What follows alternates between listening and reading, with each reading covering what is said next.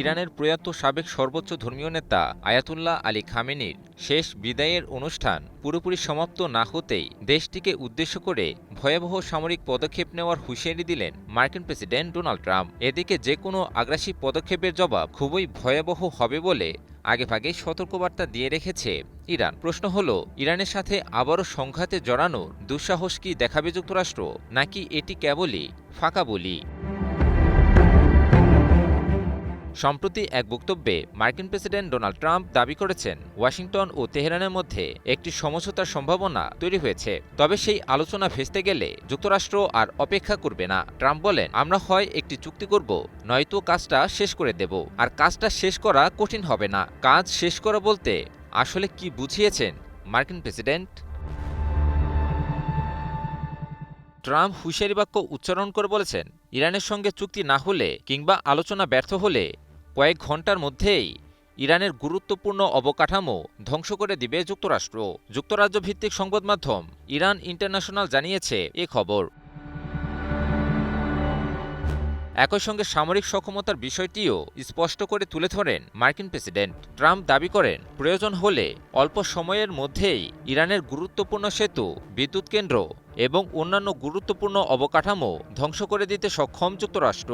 এমনটি কয়েক ঘন্টার মধ্যেই দেশটির বিদ্যুৎ সরবরাহ ব্যবস্থা অচল করে দেওয়া সম্ভব বলেও মন্তব্য করেন তিনি। তবে ট্রাম্প আরও বলেন, তিনি ব্যক্তিগতভাবে যুদ্ধের পরিবর্তে কূটনৈতিক সমাধানকেই প্রাধান্য দিতে চান, কারণ সম্ভাব্য সামরিক অভিযানের সবচেয়ে বড় ক্ষতি বহন করতে হবে সাধারণ ইরানিদের। তাই শেষ মুহূর্ত পর্যন্ত আলোচনার পথ খোলা রাখতে চান বলেও জানান তিনি। এই মন্তব্য এমন এক সময় এলো যখন সাম্প্রতিক সংঘাতের পর যুক্তরাষ্ট্র ও ইরানের মধ্যে যুদ্ধবিরতি কার্যকর থাকলেও পারস্পরিক অবিশ্বাস এখনও কাটেনি। হরমুজ প্রণালী, আঞ্চলিক নিরাপত্তা এবং ইরানের সামরিক কর্মসূচিকে ঘিরে দুই দেশের মধ্যে উত্তেজনা অব্যাহত রয়েছে। বিশ্লেষকদের মতে ট্রাম্পের এই বক্তব্য মূলত তেহরানের উপর কূটনৈতিক চাপ বাড়ানোর কৌশল।